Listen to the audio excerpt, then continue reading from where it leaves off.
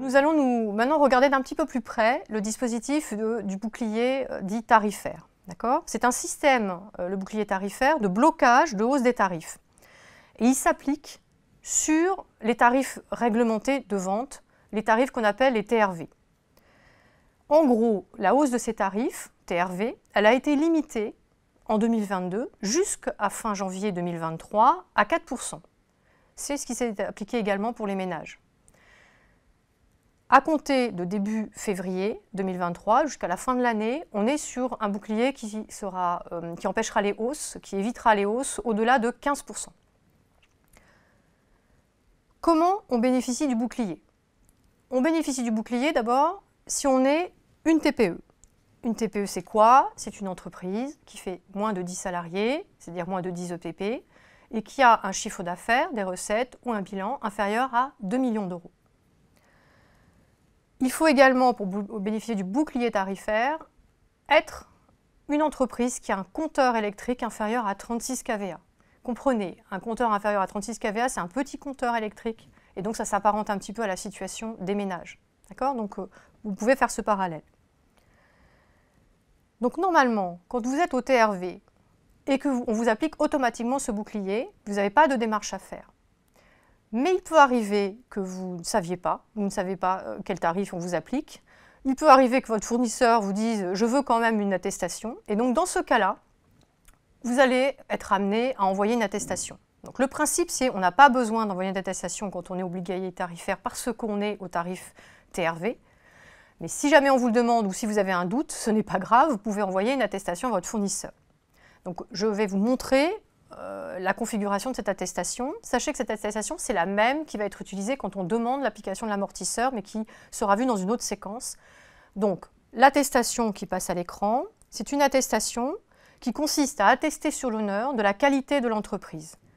On ne vous demande pas si vous avez un compteur électrique à 36 kVA ou pas. On ne vous demande pas ça. On vous demande simplement d'attester, déjà de mettre votre numéro SIREN, votre raison sociale, votre adresse client, votre référence de contrat, puisque vous allez écrire à votre fournisseur, c'est pratique pour lui de vous retrouver dans sa base de données.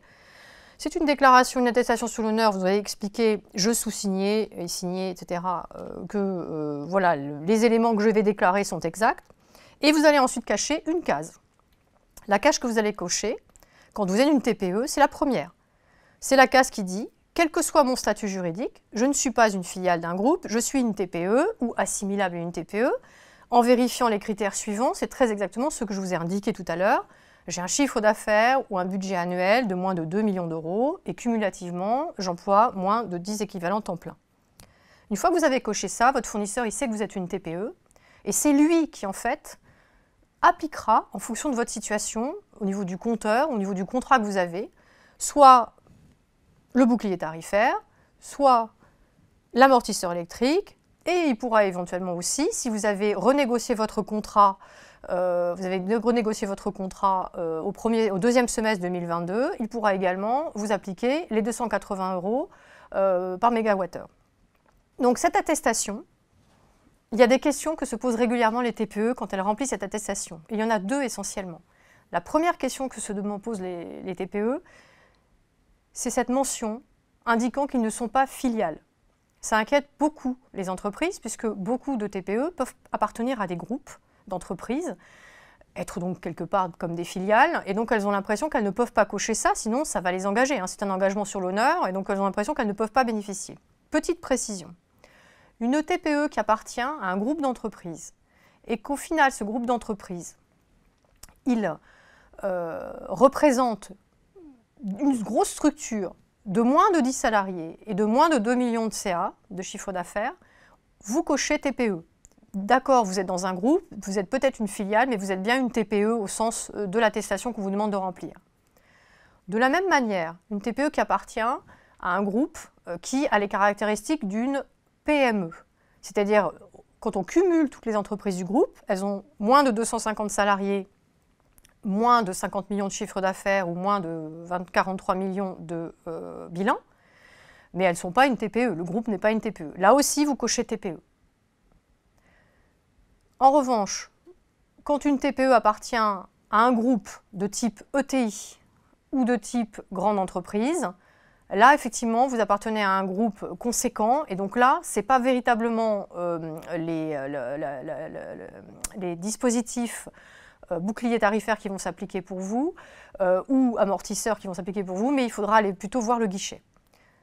Les règles que j'indique là, ce sont les règles à l'instant T. Possiblement, les textes vont évoluer là-dessus, parce que l'objectif, c'est que quand on est une TPE, on puisse avoir droit, quelle que soit son appartenance à un groupe, à ces aides. Donc, c'est des choses qui peuvent évoluer dans le temps. À ce stade, voilà où on en est des discussions sur ce sujet.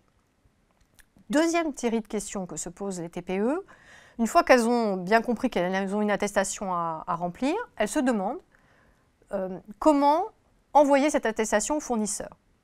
Alors là, ça dépend. Ça dépend du fournisseur. Parce que ce sont les fournisseurs qui vont appliquer le coût de rabot finalement sur la facture, que ce soit du bouclier tarifaire ou de l'amortisseur ou de la garantie de 180 €.